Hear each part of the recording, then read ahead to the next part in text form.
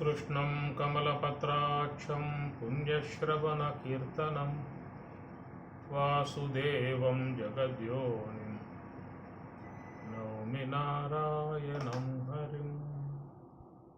वसुदेवसुतं देवं कंसचाणूरमर्दनं देवकी परमानन्दं कृष्णं वन्दे जगद्गुरुं। कृष्णं वन्दे जगद्गुरुं। భగవద్గీత 2వ అధ్యాయము సాంఖ్యయోగము స్థితప్రజ్ఞ వైభవము.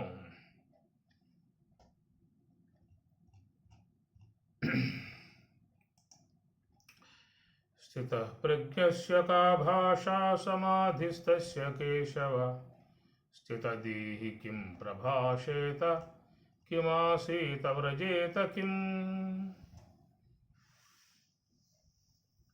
సమాధిస్తస్య యోగ సమాధిని పొందినటువంటి జ్ఞాని స్థితప్రజ్ఞుడు, వాని యొక్క లక్షణం ఏమిటి, అతడు ఏ విధముగా ఉంటాడు, ఎట్లా మాట్లాడతాడు, ఎట్లా ప్రవర్తిస్తాడు అనే విషయమై అర్జునుడు ప్రశ్న వేయగా పరమాత్మ జవాబు శ్రీ భగవాను వాచ ప్రజహాతి యదా కామాన్ సర్వాన్ పార్థ మనోగతాన్ ఆత్మన్యేవాత్మనా తుష్టః స్థితః ప్రజ్ఞస్తదోచ్యతే.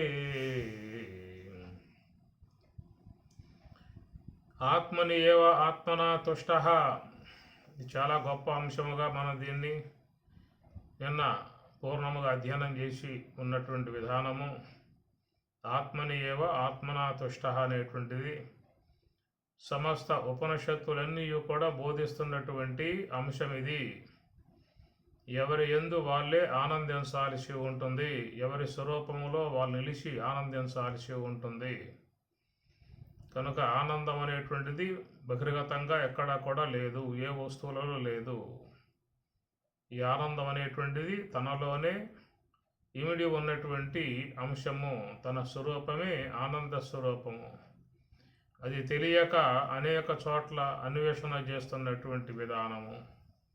ఇది చాలా గొప్ప అంశం ఇది. కనుక మరి జీవితంలో తుష్టః సంతుష్టః ఆనందః అనేటువంటి యొక్క అంశాన్ని పొందాలని చెప్పని అపేక్ష ఉన్నటువంటి వాళ్ళందరూ కూడా తనలోనే అన్వేషణ చేసుకోవాల్సి ఉంటుందనేటువంటి మాటగా మనం ఈ శ్లోకంలో స్వామివారు చెప్తున్న అంశము. కాబట్టి సర్వాన్ కామాన్ మనోగతాన్ అనేటువంటి యొక్క మాట, సర్వాన్ మనోగతాన్ మనస్సును పొందినటువంటి, సర్వాన్ కామాన్ సర్వాన్ సంకల్పాన్, రెండు అంశాల మీద మనం గతం నుంచి మాట్లాడుకుంటూ వస్తూ ఉన్నాము. ప్రాథమిక అంశము సర్వాన్ సంకల్పాన్, అన్నిటినీ కూడా వదలాల్సి ఉంటుంది. వదిలితేనే వారు మరి ఆత్మని ఏవ ఆత్మనా తుష్టః, తనయం తను ఆనందించే విధానంగా ఉంటుంది. తనలో తాను ఆనందించేటువంటి విధానముగా ఎవరైతే ఉన్నారో వారిని జ్ఞానులు, బ్రహ్మవేత్తలు అంటారు. బ్రహ్మవేద బ్రహ్మైవ భవతి, బ్రహ్మమును గుర్తించిన వాడు బ్రహ్మమే అవుతున్నాడు. ఈ ప్రకారముగా మరి తన పరమస్వరూపాన్ని ఎవరైతే గుర్తించిన విధానం ఉన్నదో అట్లాంటి వారు సమస్త కోరికల నుంచి పూర్ణముగా ఎడవబడుతున్నారు. మనోగతాన్ కామాన్ సర్వాన్ కామాన్ ప్రజహాతి, పూర్ణముగా వాటి నుంచి అతడు విడబడుతున్నాడు. జహాతి, విడిచిపెట్టుతూ ఉన్నాడు, విడబడుతూ ఉన్నాడు. కారణం ఏంటంటే కామాన్, కామం అంటే కోరిక, కామః కామవు కామాః, కామాన్ ద్వితీయ భక్తి బహువచనము.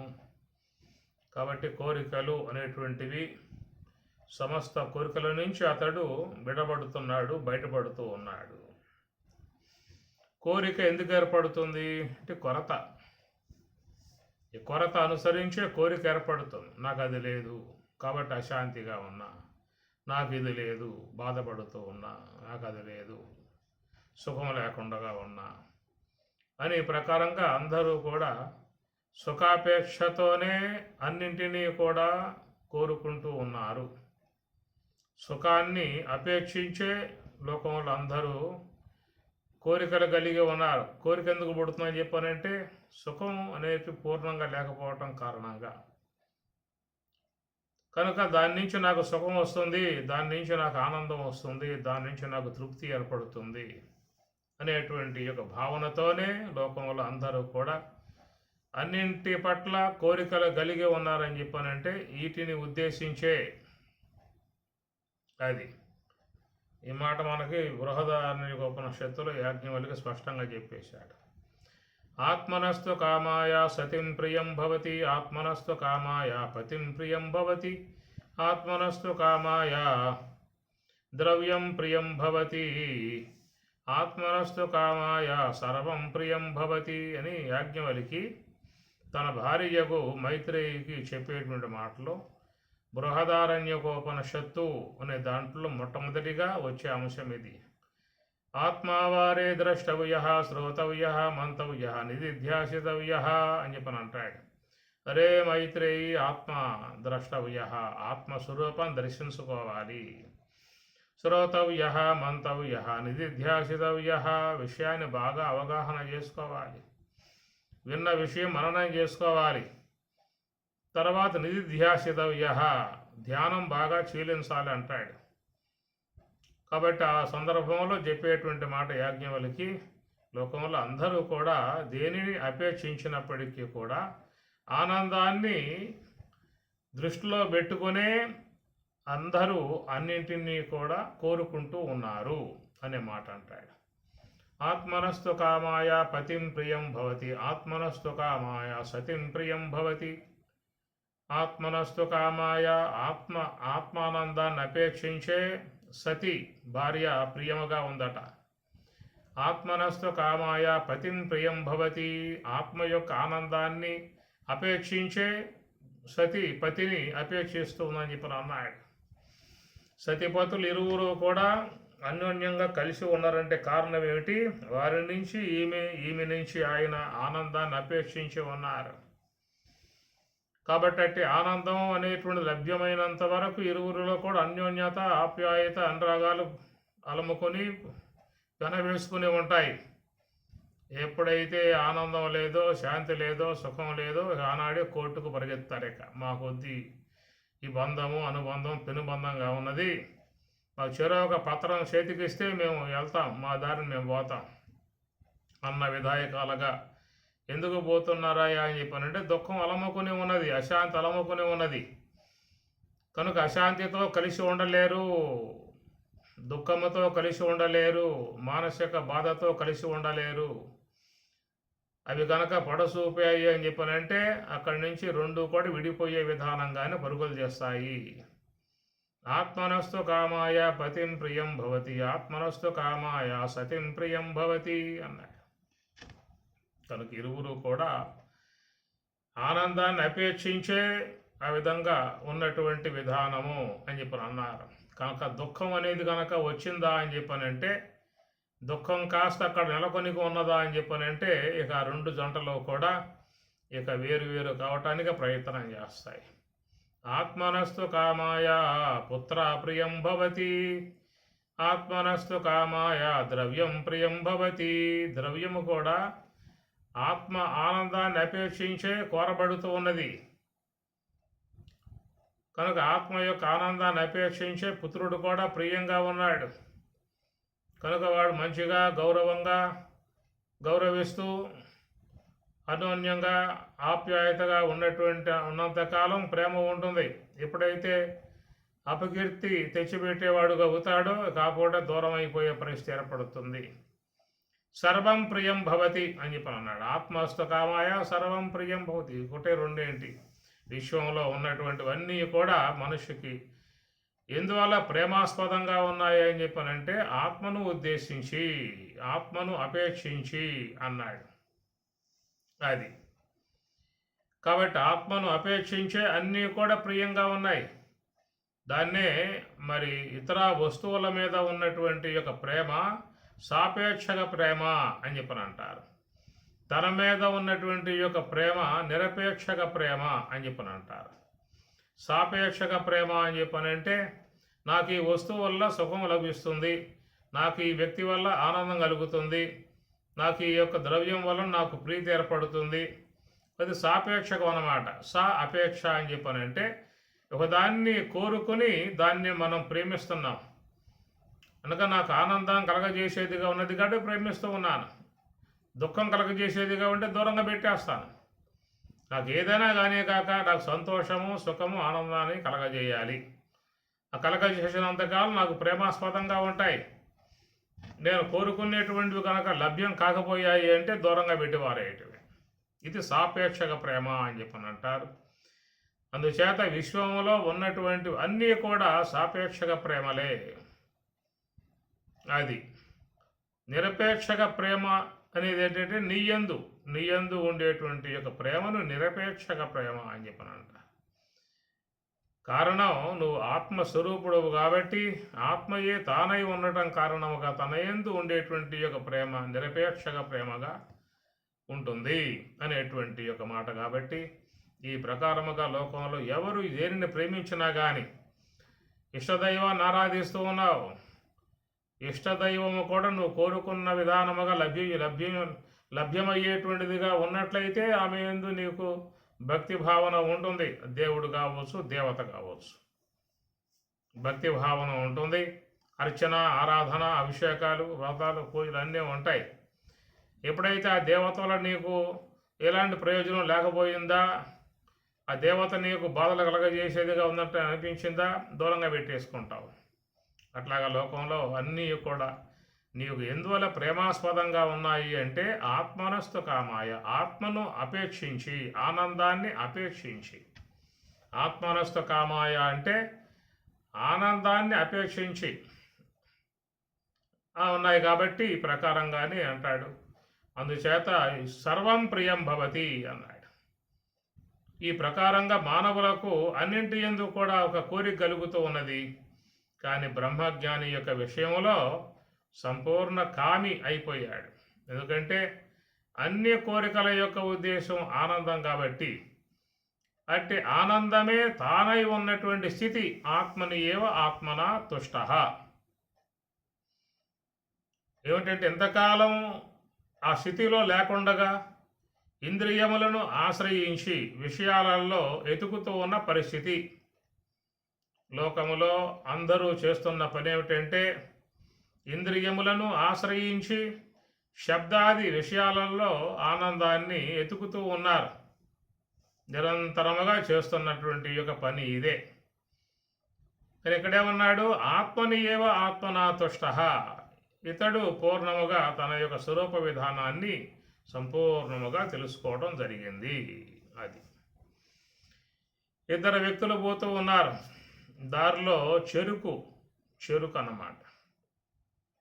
ఆ చెరుకుని ఒక మిల్లులో బాగా దాన్ని ఆడించి దాంట్లో రసం అంతా పిండేస్తారు. పిండేసిన తర్వాత చెరుకు సంబంధ పిప్పి తీసుకుపోయి గుట్టగా పోసారు ఒకసాట. ఇద్దరు వ్యక్తులు పోతూ దాని యందు ఒక రసం అపేక్షతో ఆ పిప్పిని నవ్వులుతూ ఉన్నారు. ఎంత నమిలినా ఏమొస్తుంది, దవడలు చీలిపోతూ ఉంటాయి, రక్తం స్రవిస్తూ ఉంటుంది. ఇలాంటిది తప్ప అక్కడ దాంట్లో లభించేది ఏమి లేదు. అయినా కానీ వాళ్ళకేంటంటే దాంట్లో రసం ఏదో ఉంటుంది, జురుకుందాం అనేటువంటి భావనతో చేస్తున్న పని. ఆ విధంగా వాళ్ళు రసాపేక్షతో దాన్ని నవ్వులుతూ ఉంటే ఆ మిల్లు యజమాని చూశాడు. ఇద్దరిలో ఒక వ్యక్తిని పిలిచాడు, నువ్వు రారా అన్నాడు. వాడు వచ్చాడు. తన మిల్లులో ఉన్నటువంటి యొక్క రసం ఒక గ్లాస్ తీసి వానికి ఇచ్చాడు, తాగమన్నాడు. వాడు తాగాడు.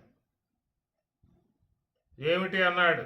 అదిగో నువ్వు నవ్వులేవు కదా ఇంతవరకు, ఆ నవ్విలినటువంటి యొక్క ఆ పిప్పి దాన్ని పిండగా వచ్చిన రసం ఇది, దాంట్లో ఏమి లేదు, రసం ఎక్కడ ఉందన్నాడు. ఈ ప్రకారంగా వానికి వాస్తవం తెలిసింది. ఓహో, రసం వేరుగా ఉన్నది, అంత పిప్పి అని చెప్పనేటువంటి జ్ఞానం కలిగింది వీనికి రసం తాగటం వల్ల. కానీ రెండో వాడు అక్కడే కూర్చున్నాడు. మీరు రసం ఉంటుందేమో, బాగా నవ్వితే వస్తుందేమో అని చెప్పి నవ్వుతూనే కూర్చున్నాడు. ఎంతకాలం నవిలినా కానీ వానికి ఏమొస్తుంది దాంట్లో మొత్తం మిషన్లో ఆడించి రసం అంతా పిండి పిండి ఆ పిప్పి ఆడ పోశారు, ఇంక దాంట్లో ఇంకేమొస్తుంది నవిలినా కానీ. కనుక ఎవరైతే మరి ఆ రసం అనేది వేరుగా ఉన్నది, అది కేవలం పిప్పే అన్న జ్ఞానాన్ని పొందినటువంటి వాడు తిరిగి మరలా ఆ పిప్పి జోలికి ఎట్లయితే పాడో, అదే ప్రకారం ఇక్కడ ఆత్మని ఏవ ఆత్మనా తుష్ట అన్నాడు. ఆత్మని తన యందే, ఆత్మన తన చేతనే ఆనందించేటువంటి వాడు ఇక వానికి సర్వాన్ కామాన్ ప్రజహాతి, సమస్త కోరికలన్నీ కూడా ఉపశమింపబడ్డాయి. ఎందుకంటే కోరిక అనేది ఆనందాన్ని అపేక్షించి ఏర్పడుతుంది కాబట్టి, అట్టి ఆనందమే తన స్వరూపము అని తెలుసుకున్న తర్వాత ఇక కోరికల వెంబటే పడిపోయే విధానంగా వాడు ఉండడు. ఇది బ్రహ్మజ్ఞాని యొక్క విషయం. అర్జునుడు అడిగాడు కదా, స్థిత ప్రజ్ఞస్య కా భాష, కా భాష, వాళ్ళ లక్షణం ఏమిటని చెప్పనన్నాడు. లక్షణం ఏమిటని చెప్పారంటే ఆత్మని ఏవ ఆత్మనా తుష్ట, తన ఏందో తాను ఆనందిస్తూ ఉండేటువంటి వాడు. ఆ ప్రకారముగా యోగ సమాధి అంటారు కదా, అంటే యోగ సమాధి అనబడేటువంటిది మహాత్ములకు ఎప్పుడూ కూడా వారికి చక్కగా సిద్ధమై ఉన్నటువంటి యొక్క స్థితి అన్నమాట. ఎప్పుడైనా వాళ్ళు దాన్ని ఆస్వాదించుకునే అవకాశాలు ఉన్నాయి. ఒక్కసారి కనుక ఆ స్వరూపానుభవాన్ని పొందారు అని చెప్పానంటే ఇక ఆ తర్వాత అక్కడి నుంచి వాళ్ళకి చాలా సులువుగా ఉంటుంది. ఎక్కడ కూర్చున్నా కానీ వారికి ఆ బ్రహ్మానందమే భాషిస్తూ ఉంటుంది. ఈ ప్రకారముగా ఉన్నటువంటి వానికి సమస్త కోరికలు అన్నీ కూడా నెరవేరినట్లే. ఎందుకంటే అన్ని కోరికల యొక్క ఉద్దేశం ఆనందమే కదా. అట్టి ఆనందమే తనలో పొందుతూ ఉండగా ఇక ఇతర వస్తువులలో ఆనందం ఉందనే భ్రమ చెందే అవకాశం ఏముంటుంది? ఇంకా ఆ చెరుకు పిప్పి నవ్వులుతూ ఉన్నటువంటి వాడికి రసం వేరుగా ఉందనే జ్ఞానం తెలియనప్పుడు దీంట్లో బహుశా ఉండొచ్చు ఈ ఉద్దేశంతో నవ్వులుతూ ఉంటాడు. ఎవరైతే రసాన్ని సేవించాడో, రసం వేరుగా ఉందన్న జ్ఞానం కలిగిందో అట్టివాడి యొక్క పిప్పి జోలికి పోడు అనేటువంటి అంశముగా ఇక్కడ కూడా సర్వాన్ కామాన్ ప్రజహాతి. ఎందుకు పోయాయి అని చెప్పానంటే అన్ని కోరికల యొక్క ఉద్దేశం ఆనందం కాబట్టి, అట్టి ఆనందం ఆత్మని ఏవ ఆత్మన, తన యందే తాను ఆనందిస్తూ ఉన్నటువంటి విధానం ఉంది కాబట్టి ఆ స్థితప్రజ్ఞ తదా ఉచ్యతే, వానిని స్థితప్రజ్ఞుడుగా చెప్పటం జరుగుతుంది అనేటువంటి మాట. ఇది పూర్ణమై ఉన్నటువంటి యొక్క స్థితి, ఎంతో సాధన చేయగా లభ్యమైనటువంటి యొక్క స్థితి. ఇది ఊరకే మాటల ద్వారా వచ్చేది కాదు, చూపులకు అందేది కాదు, మాటలకు చెక్కేది కాదు. కేవలం సాధన చేతనే లభ్యమయ్యేటువంటి అంశము. కనుక ఆత్మని ఆత్మనా తుష్ట అనేటువంటిది అది చాలా ప్రయాస అనంతరం లభ్యమైనటువంటి యొక్క స్థితి ఇది అన్నమాట. అది ప్రయాణం చేయాలి, ఊర్ధ్వ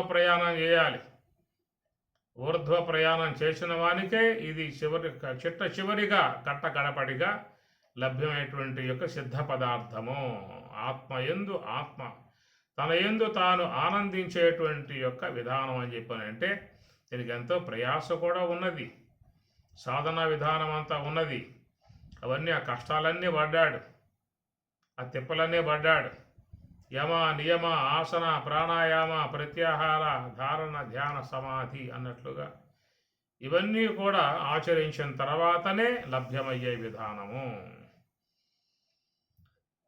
స్థూల శరీరంబు సుస్థిరంబుగా నుండు సర్వేంద్రియంబుల ప్రశాంతి నందు సన్మనఃపవనములు శంచలింపకయుండు కామాది శత్రువర్గము నశింసు స్ఫురత్తు అమానిత్వాది సుగుణములు సమకూరు ఘనగుణాతీత లక్షణమునదవు బులుపారు వైరాగ్య బోధోపరతులు సంపూర్ణంబులై మది బొదలుచుండు పరమ సుఖవార్ది ఒప్పొంగి పారుచుండు ముందట వశించి మోహించి మోక్షలక్ష్మి సర్వమును బ్రహ్మమును చూసు శాంతినిధికి.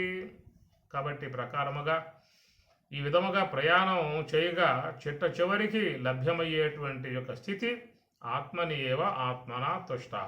ఇది కా భాష అని అడిగాడు కదా అర్జునుడు.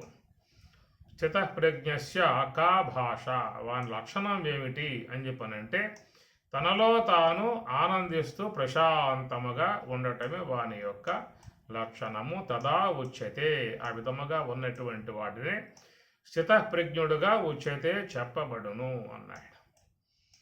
దుఃఖేషు అనుద్విగ్నమనాః సుఖేషు విగతస్పృహః వీతరాగ భయక్రోధః స్థితధీర్మునిరుచ్యతే. దుఃఖేషు అనుద్విగ్నమనాః, ఉద్విగ్నమనాః, సుఖేషు విగత స్పృహ, సుఖేషు సుఖములు కలిగినప్పుడు, విగత స్పృహ అనగా వాటి యందు ఉద్వేగాన్ని ఉబలాటాన్ని పొందనివాడు.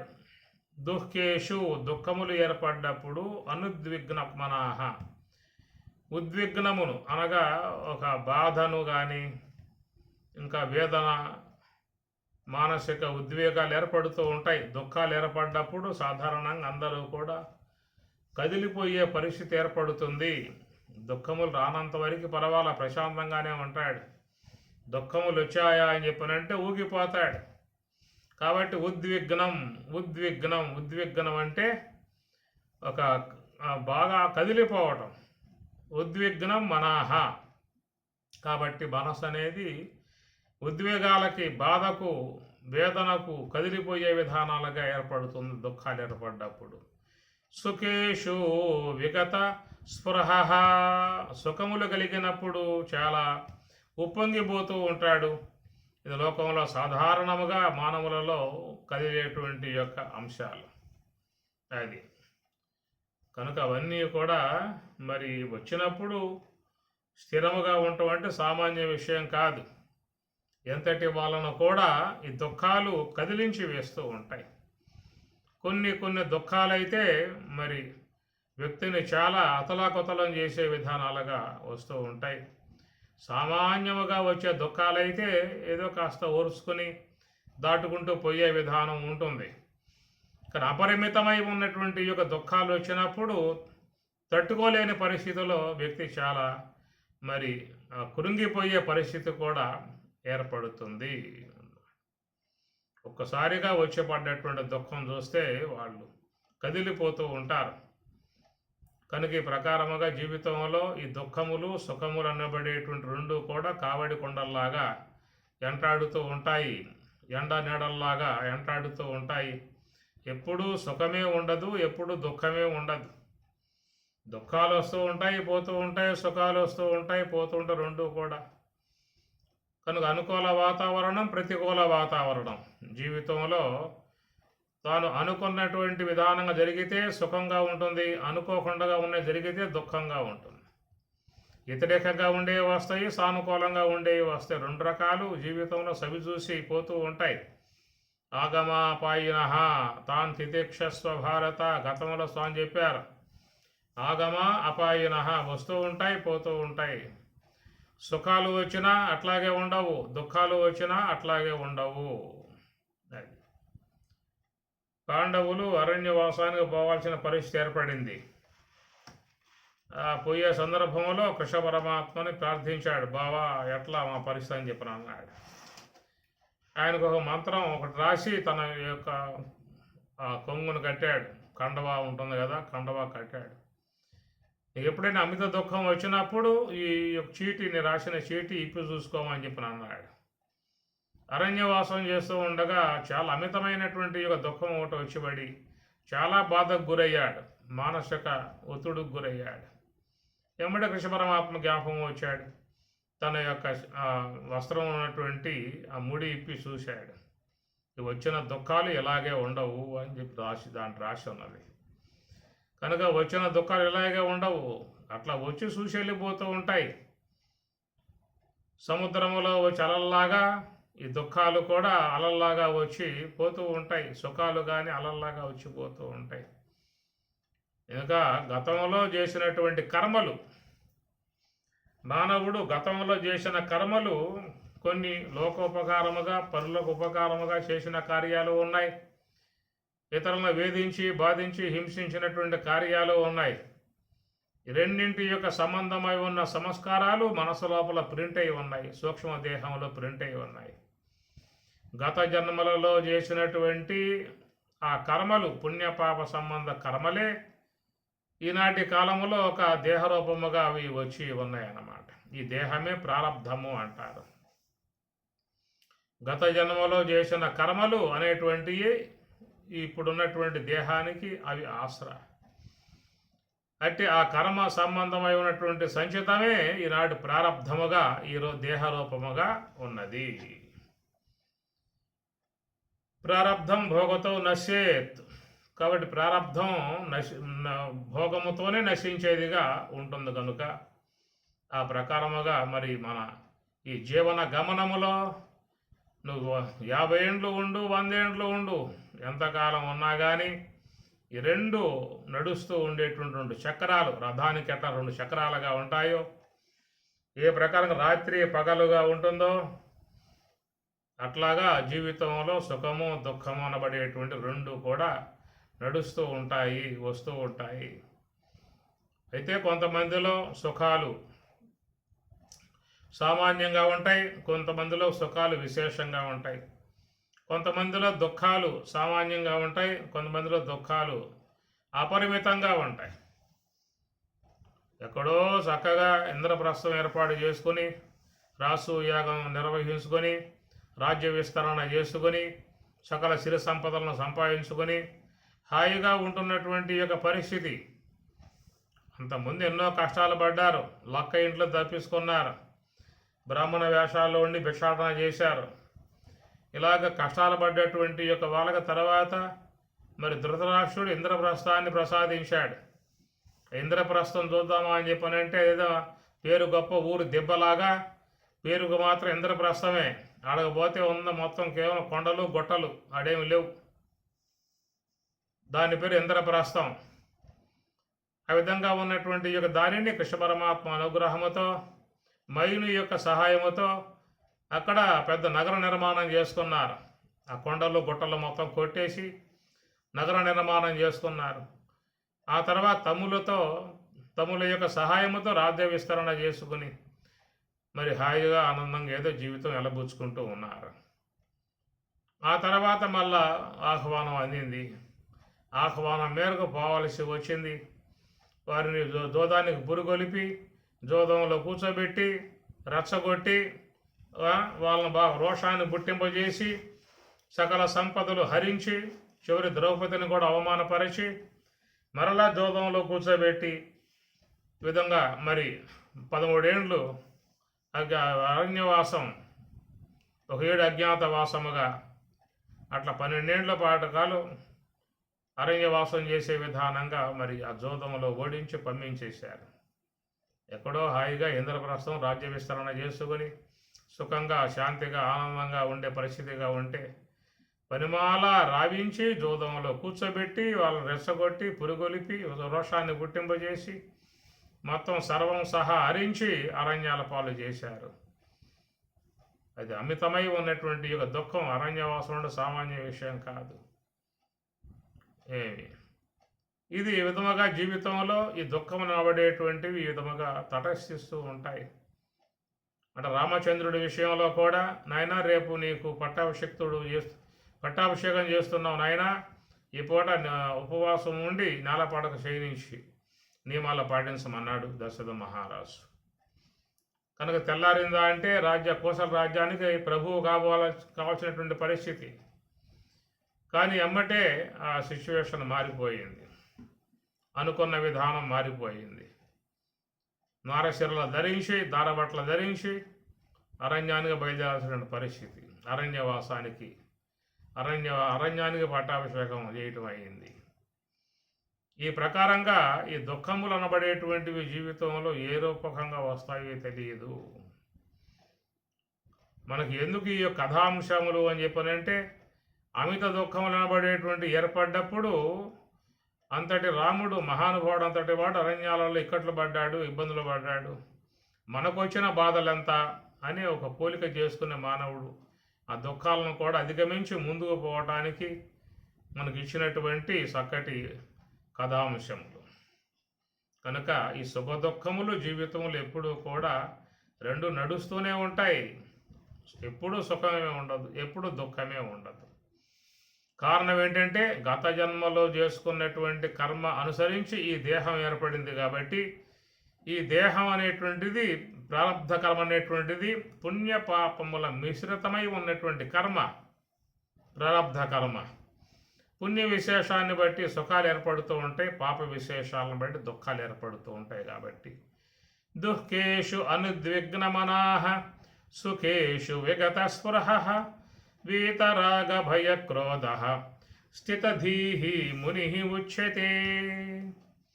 స్థితధీహి, స్థిత అనగా స్థిరముగా ఉన్నటువంటి, దీహి బుద్ధి గలవాడు. ఆ విధముగా స్థిరమైనటువంటి యొక్క బుద్ధి కలిగి ఉన్నటువంటి మునిహి, అట్టివాడు మునిగా ఉచ్యతే చెప్పబడును అన్నారు. మనం వింటూ ఉంటాం, మునులు అరణ్యాల్లో ఉంటారని చెప్పి అంటూ ఉన్న మాట వింటూ ఉంటాం. కనుక మునులంటే అరణ్యాల్లో ఉంటారు, గడ్డాల మిసలు పెంచుతూ ఉంటారు, తపస్సు చేస్తూ ఉంటారు, చిన్న పుట్టిరాళ్ళల్లో ఉంటారు అని మనం సినిమాల్లో వాటిలో చూసాం. కాబట్టి మనకు అలాగా ఒక మనసులో ముద్ర పడిపోయింది, మునులు యోగులు అరణ్యంలో ఉంటారు ఇలాగా అని చెప్పేసి. పూర్వకాలాల్లో అరణ్యాలే పెద్దగా ఉండేవి, చిన్న చిన్న కుగ్రామాలు. ఆ తర్వాత కాలంలో పట్టణాలు బాగా పెరిగిపోయాయి కాబట్టి సౌకర్యాలు పెరిగాయి, టెక్నాలజీ పెరిగింది, అనేక వినియోగాత్మక వస్తువులు వచ్చాయి, కరెంటు వచ్చింది, టీవీలు వచ్చాయి, రకరకాలైనటువంటివి వచ్చాయి. నాగరికత బాగా పెంపొందింపజేసుకున్నది, పుంజుకున్నది. కాబట్టి ఆ కాలంలో ఏడున్నాయి, కరెంటు లేదు, టీవీలు లేవు, రేడియోలు లేవు, ఎలాంటి యొక్క వాహనాలు లేవు, బస్సులు లేవు, ట్రైన్లు లేవు, ఏమి లేవు. ఆ కాలంలో నడక, కాలినడక లేదా రెండెడ్ల బండ్లు, గుర్రపు స్వారీ, ఈ విధముగా జీవిస్తున్న కాలం అది. ఎక్కడెక్కడ ఉండేటువంటి యొక్క పల్లెలు, చిన్న చిన్న పల్లెలు. అప్పటి కాలంలో ఎక్కువగా వాళ్ళు తప చేసుకుంటూ, ధ్యానం చేసుకుంటూ, తాత్విక విచారణ చేసుకుంటూ ఉండేటువంటి విధానం. సరే, ఇక్కడ మునిహి అని చెప్పి అన్నారు. మునిహి అని చెప్పారంటే వాచం యమః మునిహి అని చెప్పని అన్నారు. మనం ముని చెప్పనగానే గడ్డము, మేషము, అలా మేషాలు, ఆ చేతుల్లో కమండలాలు, జింక చర్మాలు ఇవన్నీ గోచరిస్తాయి మనకి. అసలు మునిహి అని చెప్పనంటే వాచం యమః మునిహి అన్నారు. ఎవరైనా జీవితంలో దీన్ని పాటించగలిగితే వాళ్ళు మునులే, వాళ్ళు మునీశ్వరులే. వాచం యమః, వాచం అంటే వాక్కు. కాబట్టి వాక్కుని యమః, యమ అంటే నియమించటం, వాళ్ళ అధీనంలో ఉంటుంది వాక్కు. కనుక వాళ్ళు ఏదైనా మాట్లాడాలి అనేటువంటిది అనిపిస్తే మాట్లాడతారు, మాట్లాడాల్సిన ఆవశ్యకత ఏర్పడితే మాట్లాడతారు, లేదా మౌనంగా ఉంటారు. మౌనేన కలహం నాస్తి. ఇది కనుక పాటించగలిగితే మనం చాలా సమస్యల నుంచి బయటపడే అవకాశం ఉన్నది. ఈ వాక్కు వల్లే అనేక బాధలు, అనేక సమస్యలు, అనేక గొడవలు విశేషముగా ఉన్నటువంటిది. రెండవది, మన యొక్క ప్రాణశక్తి కూడా అధికముగా పోయేది ఈ వాక్కు వల్లే. మన దేహంలో ఏర్పడేటువంటి యొక్క శక్తి నేత్రం ద్వారా పోతుంది, శ్రోత్రం ద్వారా పోతుంది, చూస్తే పోతుంది, వింటే పోతుంది. ఇట్లాగా మరి ఇంద్రియములు వాడకం కావటం చేత దేహంలో ఉత్పన్నమయ్యే శక్తి వాటి ద్వారా పోతుంది, ఖర్చు అయిపోతుంది. నడిస్తే పోతుంది, పరుగులు తీస్తే పోతుంది. అన్నింటికంటే కూడా ఎక్కువ శాతం పోయేటువంటిది వాక్కు ద్వారా పోయే శక్తి అన్నమాట. వాక్కు ద్వారా ప్రాణశక్తే కోల్పోతూ ఉన్నాం, నేరుగా ప్రాణశక్తే కోల్పోతూ ఉన్నాం. ఎందుకంటే ఈ ప్రాణం అనేటువంటిదే వాక్కుగా పరిణమిస్తూ ఉంటుంది. వాక్కు రావాలంటే ప్రాణం పొయ్యాలి, ప్రాణం పొయ్యాలంటే ప్రాణం తీసుకున్నట్లే. కాబట్టి ప్రకారముగా ఎక్కువగా మాట్లాడకూడదు అన్నారు. ఇది గమనించినటువంటి వారు మాత్రం వాక్కుని ఇలా వరకు దాన్ని సంయమనం చేస్తారు, అవసరమైతే తప్ప, లేకపోతే వాళ్ళు మాట్లాడరు. ఇలాగా ఈ నియమం ఉన్నటువంటి వారు ప్రధానంగా చేసే అంశం ఒకటి ఉంటుంది. వాళ్ళు ఎక్కువగా జపం చేసుకుంటారు. కొంతమంది జపమాల చేతిలో పెట్టుకుంటారు. జపమాల కనబడకుండా చేతికి గుడ్డ కట్టి గుడ్డలో ఆ జపమాల వేసి కూడా వాళ్ళు చేసుకుంటూ ఉంటారు. ఎందుకు లోకానికి చూపించాలి దాన్ని అని ఆ చేతికి గుడ్డ కట్టుకొని సంచి లాంటిది, ఆ సంచిలో అది ఉంటుంది. దాన్ని కాస్త అట్లా తిప్పుతూ మనస్సులో జపం చేస్తూ ఉంటారు. ఇదొక మంచి పద్ధతే. జపాలు తిప్పాలా, ఇవన్నీ ప్రశ్నలు అవసరం లేదు. చేతికి పని పెట్టాడు, మనసుకు పని పెట్టాడు, రెండు మంచి పనులే, చెడ్డయం కాదుగా. ఇతరులను కొడితే తప్పు, ఇతరులను తిడితే తప్పు. ఈ పనులు చేస్తూ ఉన్నారు లోకంలో. ఖాళీగా పెడితే చేతులు కొడతాయి, నోరు తిడతాది. ఈ రెండింటికి పని పెట్టాడు. చేతికి జపాలు చెప్పే పని పెట్టాడు, నోటికి చక్కగా భగవన్నామం ఉచ్చరించే విధానంగా పెట్టాడు. అందువల్ల లోపల ఉపాంశు అన్నారు. మనసు లోపలే మంత్రం స్మరణ జరుగుతూ ఉంటుందన్నమాట. ఈ విధంగా చేయటం వల్ల ఏమవుతుందని చెప్పానంటే ఆలోచనలు తగ్గిపోతాయి. ఈ ఆలోచనలు అనేటువంటివి కదా వాక్కులు. ఆలోచన లేకుండా మాట్లాడతారా? ఏ మాట వస్తుంది ఆలోచన లేకుండా? కర్మేంద్రియం అది స్వయంగా మాట్లాడలేదు. ఏదైనా మనస్సులో తలంపు వస్తేనే మాట వచ్చేది. అనేక మాటలు మీరు గమనించండి. ఒక్క సెకండ్లోనే ఎన్ని మాటలు మాట్లాడతారు. చాలా వేగంగా ఆ మాటలు కూడా పోతూ ఉంటాయి, ఉద్వేగంగా పోతూ ఉంటాయి, శక్తివంతంగా పోతూ ఉంటాయి. ఏవేవో మాట్లాడేస్తూ ఉంటారు. తనకు సంబంధించినవా అవి కాదు, తన పక్క వాళ్ళకు సంబంధించినవా అవి కాదు. ఎక్కడో ఉన్నవాడు వాడు జ్ఞాపకం చేసుకుని వాడి గురించిన ఇక సంభాషణ అన్నమాట. ఇరువురి మధ్యలో ఎవడో వచ్చి కూర్చుంటాడు అక్కడ. వాడిని పెట్టి ఉతికారేయటమేక. కనుక అట్లాంటి వాడు ఇట్లాంటి వాడు ఆ విధంగా ఈ విధంగా అన్నీ కూడా తవ్వకాలు చేసి గంటన్నర సేపు ఇన్వెస్టిగేషన్, తవ్వకాలు. కాబట్టి ప్రకారంగా చాలా వరకు మన ఆలోచన విధానం అంతా కూడా ఇతరులు అనేటువంటి వాళ్ళ హిస్టరీ తవ్వకాలు చేసే విధానాలు లోకంలో సాధారణంగా మీరు గమనించండి. చూడండి. కావాలంటే ఇద్దరు మీట్ అయ్యారు అని చెప్పానంటే ఆ ఇద్దరి యొక్క మధ్యలో జరిగే సంభాషణ వీడి గురించి వాడు చెప్పడు, వాడి గురించి వీడు చెప్పడు. అదర్ పర్సన్ ఎక్కడో ఉన్నటువంటి వాడిని గురించి ఇద్దరు మధ్యలో పెట్టుకొని ఇక వాడిని ఉతికారేస్తూ ఉంటారు. ఈ ప్రకారంగా చూస్తే మన మనస్సు నుంచి ఆలోచనలు ఎన్ని పుడుతున్నాయో, ఆలోచనల నుంచి ఏర్పడేటువంటిది ఈ వాక్కులు అన్నమాట. ఈ వాక్కుల వల్ల ఎంతో ప్రాణశక్తిని కోల్పోతూ ఉన్నాం. దానిని జయించాలంటే ఏదో ఒక ఉపాయం కావాలి కదా. ఉపాయత అలవాటైపోయి ఉన్న ప్రాణం. ఎందుకంటే ఏమి కనుక ఇటు తొయ్యికిపోయిందా అని చెప్పానంటే పని కట్టుకొని పక్కవాడింటికి పోయి వాడు నిద్రపోతూ ఉన్న వాళ్ళు లేపి కూర్చోబెట్టి ఇక సంభాషణలు ఆరంభం చేస్తారు. ఎందువల్ల నాకు ఏం ఊసిపోవటం లేదు, పొద్దుపోవటం లేదు, వచ్చి కూర్చున్నా అంటాడు.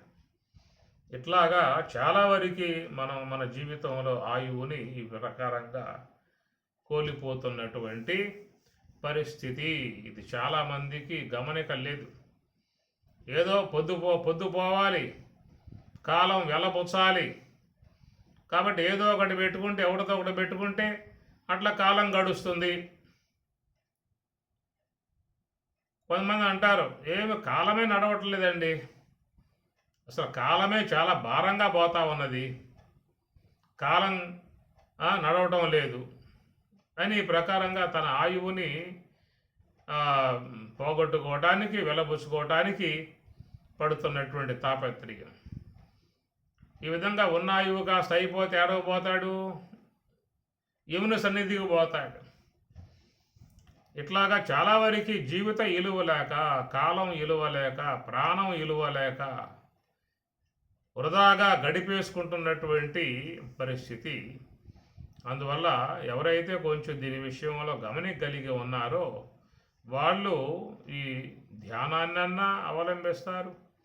ధ్యానం చేయగలిగే అవకాశం లేకపోతే జపాన్నైనా వాళ్ళు అవలంబిస్తారు. మనసుకు బాగా ఆలోచనలు చేసేటువంటిది అలవాటు అయిపోయింది కాబట్టి దాన్ని కొంచెం హార్డ్ వర్క్గా చేతుల్లో జపమాలు పెట్టుకుని ఆ జపమాలు తిప్పుతూ ఒక్కొక్క కొలుకు పోస తిప్పుతూ ఆ విధంగా భగవన్నామం ఓం నమ శివాయ, ఓం నమో భగవతే వాసుదేవాయ, ఓం నమో నారాయణ, ఏదో ఒక మంత్రం దాన్ని పెట్టుకో చాలు. ధ్యానం చేయగలిగితే సర్వోన్నతం. ధ్యానం చేయాలంటే ఒకసారి కూర్చోవాలంటే దర్భాసనమో, జంగశరణమో, తెల్ల వస్త్రం ఏవి వేసుకోవాలని చెప్పని అంటారు. అట్లా పద్మాసనమో, వీరాసనమో, స్వస్తికాసనం ఏదో అనుకూలంగా ఆసనం వేసుకోమని చెప్పని అంటారు. అలాగా చిన్నముద్రదారులై 2 కళ్ళు ముకులించి లోపల కూర్చొని ధ్యానం చేయాలి. హంస యొక్క గమనాన్ని పెట్టుకోవాలి అని చెప్పని అన్నారు. ఇది కూర్చొని చేసేటువంటి పని. ఇక వ్యవహారంలో ఉండగా, అనగా షాపులో ఉండగా, ఇతర ప్రదేశాల్లో ఉండగా అప్పుడు ఎట్లా అండి అని చెప్పనంటే మనసులో ఒక మంత్రం పెడతారు. ఆ మంత్రం పెట్టడం వల్ల మనసులో పుట్టేటువంటి యొక్క ఆలోచనలు అనేటువంటివి విశృంఖలంగా వచ్చే అవకాశాలు లేవు. మనస్సులో ఒక ప్రక్క జపం జరుగుతూ ఉండగా ఆ మనస్సులో ఇంతకుముందు వచ్చేటువంటి యొక్క ఆలోచన పరంపరలు ఉన్నాయో అవన్నీ కూడా ఆగిపోతాయి. జపం ఉన్నంతసేపు అవి ఆగిపోతాయి. ఆలోచనలు ఆగిపోయాయి అని చెప్పనంటే మాటలు కూడా బంద్ అయిపోతాయి. మరి జపం కూడా ఆలోచనే కదా అనేది మరొక అంశం. నీకు జపం అనేది ఆలోచన అయినప్పటికీ కూడా అది మాటల రూపకంగా రాదు, మనస్సు లోపలే ఉంటుంది. అదే కనుక జపం లేకపోతే మనస్సులో ఆలోచనలు పుంకాలుగా పడతాయి. ఆ పుట్టిన ఆలోచనలను మాటలుగా మార్చి ఎదుటివాడికి ఏదో ముచ్చరించాలనేటువంటి కుతూహలం ఏర్పడుతుంది. కనుక జపం పక్కన పెట్టినట్టయితే మనసులో కలిగేటువంటి యొక్క ఆలోచనలు వాడు అక్కడే ఉంచుకునే ప్రయత్నం చేయడు.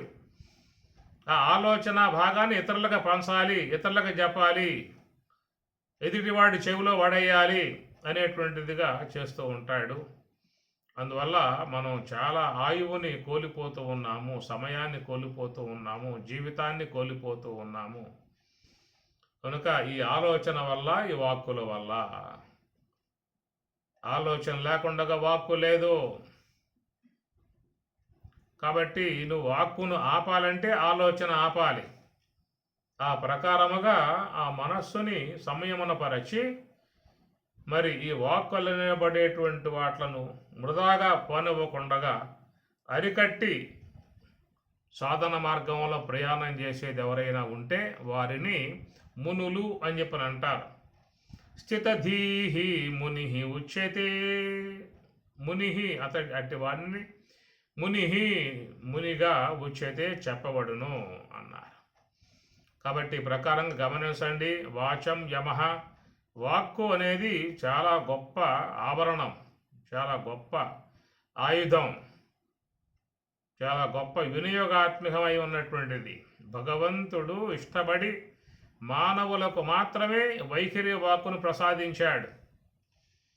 ఈ విశ్వంలో ఎన్నో ఉన్నాయి జీవులు, ఏవి కూడా మనలాగా స్పష్టముగా విషయాన్ని మాట్లాడగలిగే అవకాశం లేదు. అంత విధానముగా సర్వేశ్వరుడు ఈ వాక్కుని అత్యద్భుతముగా మనకు ఆయన గారు ఈ వైఖరి వాక్కుని అందించాడు. ఆ నిర్మాణ ప్రక్రియే అద్భుతం.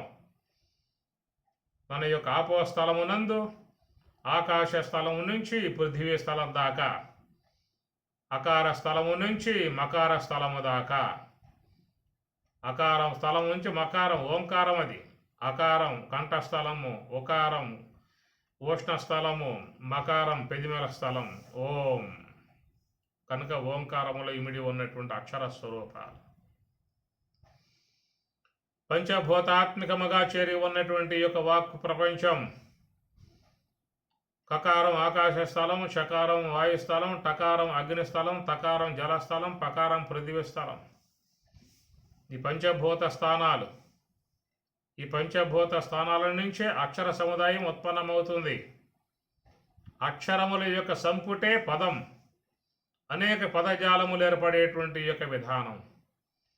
అత్యద్భుతమై ఉన్నటువంటి యొక్క వాక్కుని మహాత్ములు సన్మార్గంలో దాన్ని పక్కగా నడిపింపజేసి లోక హితార్థముగా వాళ్ళు వినియోగిస్తూ ఉన్నారు. వారి నుంచి ఎన్నో ఉపనిషత్తులు వచ్చాయి. భాగవతం, వివేక చూడమని, మహావేగ దర్పణం, ఉపదేశ సహస్రి, వేదాంత పంచదశి, నైష్కర్మ సిద్ధి, వృత్తి ప్రభాకరం ఇత్యాదివన్నీ కూడా వాక్ సరస్వతి నుంచి జాలువారినటువంటి గంగా ప్రవాహములు.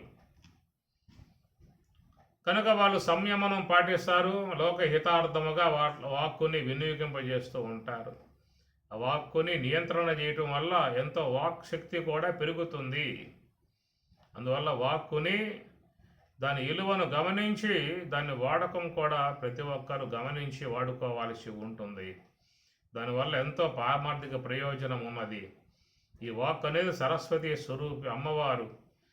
ఒక మానవుని యందు మాత్రమే ప్రస్ఫుటముగా దేదీప్యమానముగా అమ్మవారు కొలువై ఉన్నారు. బ్రహ్మపీఠమునందు అమ్మవారు కొలువై ఉన్నారు, సరస్వతి అమ్మవారు. అందువల్ల అటు వాక్కులను చక్కగా భగవద్గీత పారాయణం కానీ, విష్ణు సహస్రనామ పారాయణం కానీ, లలితా సహస్రనామ పారాయణం కానీ, శివ సహస్రనామ పారాయణం కానీ ఎన్నో ఉన్నాయి. అవన్నీ కూడా మనకి వాక్కు ద్వారా ఉచ్చరించి వాక్కును శుద్ధం చేసుకోవచ్చు. అట్టి వాక్కు ద్వారా ఎంతో పుణ్యాన్ని సంపాదించుకోవచ్చు.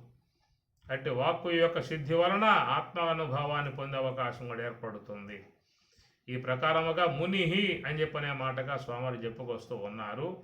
స్థితధీహి, అట్టివాడు మాత్రమే స్థితధీహి, నిలకడగా ఉన్నటువంటి యొక్క బుద్ధి గలవాడు. ఎవరని చెప్పనంటే మునిహి. ఎందువలంటే వాచం యమహ మునిహి, వాక్కును బంధించినటువంటి, వాక్కు నియంత్రించినటువంటి వాడు కాబట్టి మునిహి అని చెప్పనన్న. వాచం యమహ మునిహి. మునిహి అనేటువంటి యొక్క మాటకు కూడా మరొక అర్థం కూడా చెప్పుకొస్తారు. మరణాత్తు త్రాయతే ఇతి మునిహి అని చెప్పని మాట కూడా చెప్పుకొచ్చారు. మననాత్తు త్రాయతే ఇతి మునిహి, మననం చేయడం వల్ల త్రాయతే రక్షింపబడేటువంటి వాడు కాబట్టి మునిహి అన్నారు. మననాత్ త్రాయతే, మననము అని చెప్పనంటే ఏ యొక్క తాత్విక సంబంధమై ఉన్నటువంటి యొక్క విషయాలను బాగా అధ్యయనం చేస్తారో, అధ్యయనం చేసిన తర్వాత వాట్లను మననం చేసుకోవాలి. మననం చేసినప్పుడే మనసు లోపల బాగా చక్కగా అవన్నీ కూడా ఆధ్యాత్మిక సంస్కారం స్థిరపడే అవకాశం ఏర్పడుతుంది. ఇది మననము అన్నారు. శ్రవణము, మననము. మననాత్ త్రాయతే ఇతి మునిహి అన్నారు.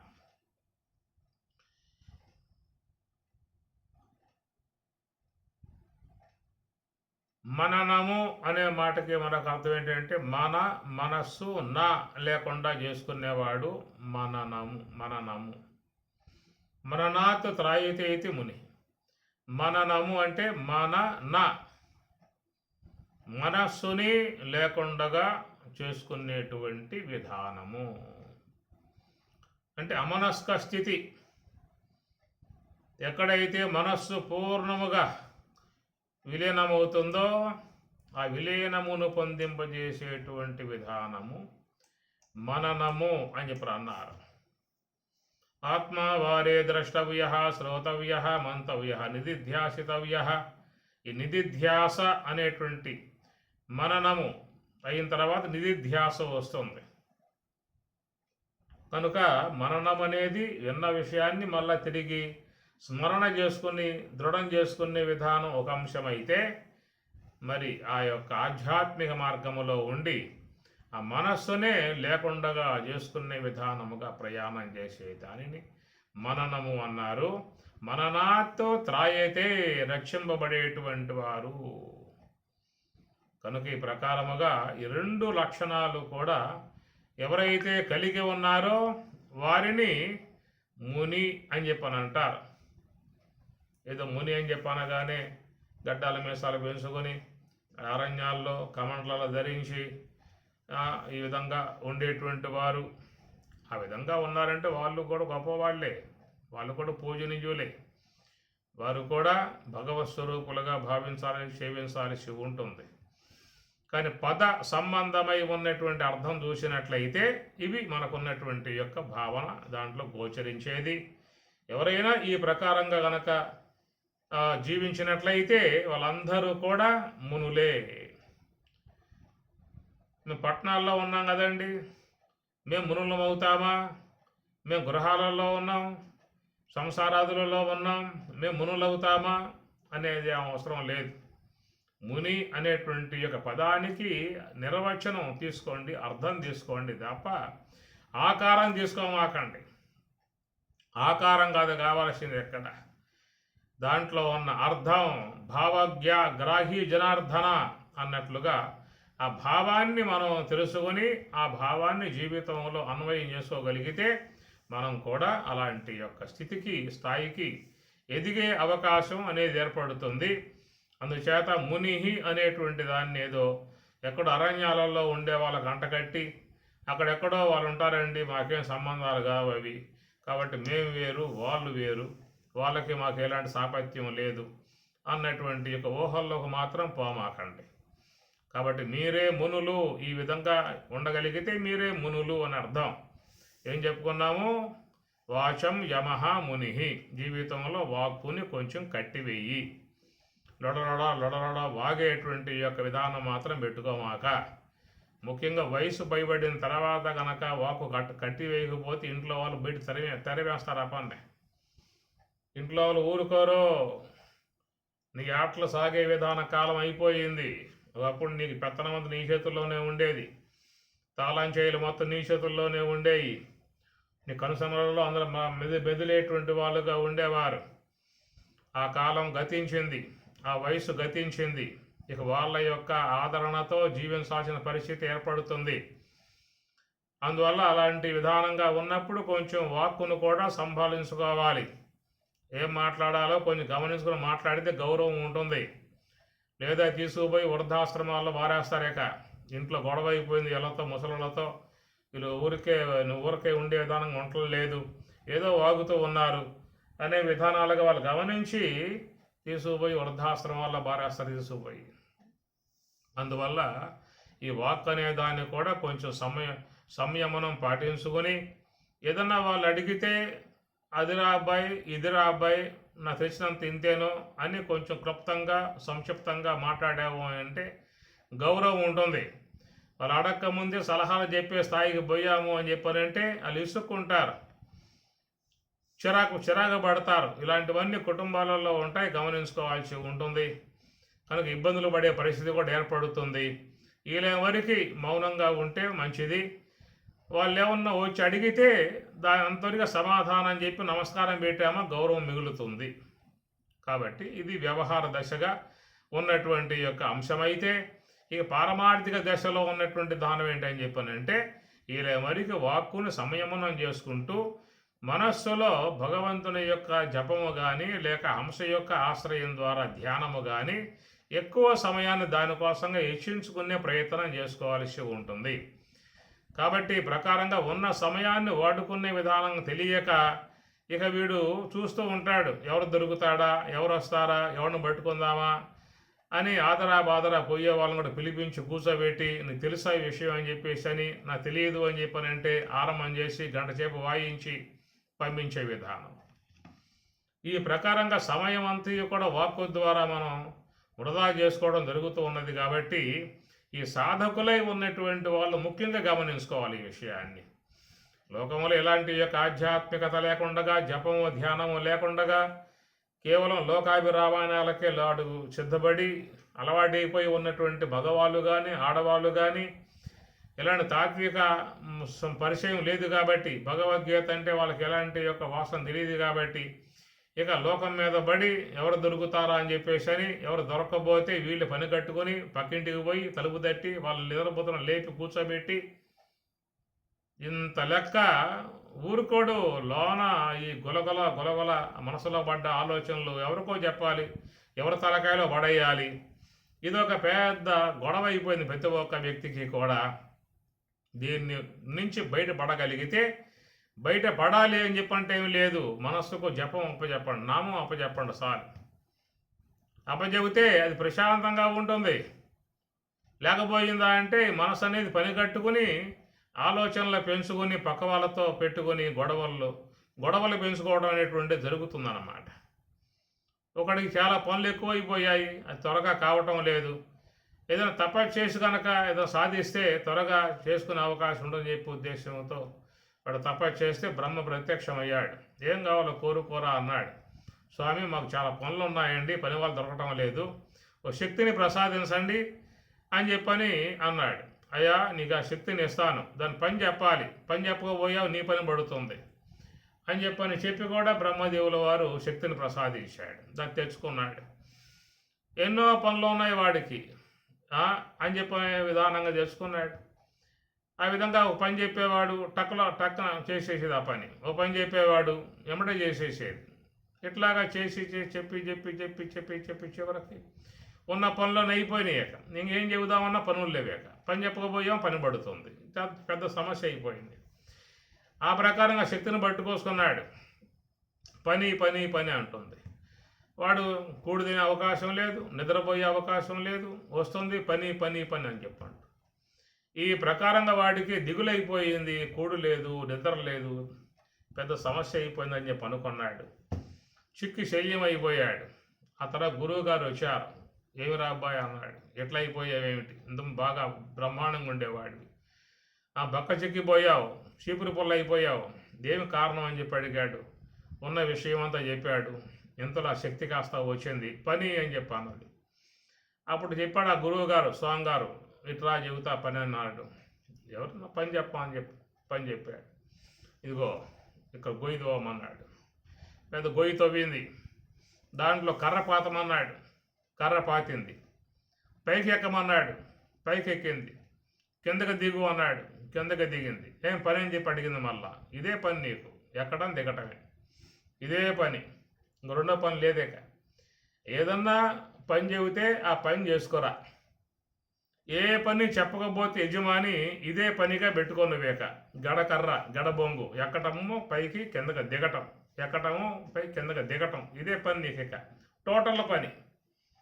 వేరే పని చెబితే ఆ పని చేసి పెట్టు, ఏ పని చెప్పకపోతే ఈ పని పెట్టుకో, ఎక్కుతూ ఉండి దిగుతూ ఉండని చెప్పేసి అంతే. అట్లా ప్రతి ఒక్క వ్యక్తిలో కూడా బ్రహ్మ ద్వారా ఇవ్వబడ్డటువంటి యొక్క శక్తి మనసు అనే శక్తి అన్నమాట. కనుక మనసు అనేటువంటి యొక్క శక్తి ఏముంటుంది, పని పని పని పని పని అని చెప్పి అంటుంది. కనుక ఈ ప్రకారంగా దాంతో అందరూ కూడా సఫర్ అయిపోతూ ఉన్నారు. ఏదైనా పని ఉంటే చెప్పండి, ఏ పని లేకపోతే హంస ఎక్కటం దిగటం, సోహం సోహం సోహం, ఆ సోహం యొక్క జపంలో ఉండటమే. ఏ పనైనా ఉంటే చెప్పండి, ఏ పని లేకపోతే ఓం నమో నారాయణాయ, ఓం నమో నారాయణాయ. అది పెద్ద పని. వంట చేస్తూ ఉన్నా, ఇంట్లో భోంచేస్తూ ఉన్నా, చిమ్ముతూ ఉన్నా, షాపులో ఉన్నా, నడుస్తూ ఉన్నా, ఎక్కడ ఉన్నా కానీ ఆ పని పెట్టేయాలి. ఏదన్నా పని ఉంటే పని చెప్పండి, ఏ పని లేకపోతే హంస యొక్క గమనములో ఉండే పనే పెట్టాల్సి ఉంటుంది. ఈ ప్రకారంగా నియమించగలిగితే అట్లాంటి వారిని మునులు అని చెప్పి అన్నారు. వాచం యమః ముని, మనః యమః ముని, మనస్సును కానీ వాక్కును కానీ సంయమనము చేసి చక్కగా జీవితాన్ని మంచి మార్గం నడిపేటువంటి వాడు వీతరాగ భయ క్రోధ స్థితధీహి ముని ఉచ్యతే. అట్టి స్థితిలో ఉన్నటువంటి వాడు దుఃఖములు ఏర్పడ్డప్పుడు ఉద్వేగాన్ని చెందడు, సుఖములు ఏర్పడ్డప్పుడు ఒక్కసారికి ఉప్పొంగిపోయే పరిస్థితులు ఉండవు. పైగా రాగ భయ క్రోధములు కూడా చక్కగా విడిచి ఉన్నటువంటి వాడు మనసునెప్పుడు కూడా తన యొక్క అధ్యయనంలో పెట్టుకుని మంచిగా జీవన విధానం చేసుకుంటూ ఉండేటువంటి వాడు స్థితధీహి. అట్టివాడు స్థితధీహి, స్థిరమై ఉన్నటువంటి మనస్సు గలవాడుగా చెప్పబడతాడు. ఓం సహనావతు సహనౌ భునక్తు సహ వీర్యం కరవావహై తేజస్వినావధీతమస్తు మా విద్విషావహై. ఓం శాంతి శాంతి శాంతి. హరి ఓం తత్సతు. శ్రీ గురుభ్యో నమః. హరి ఓం.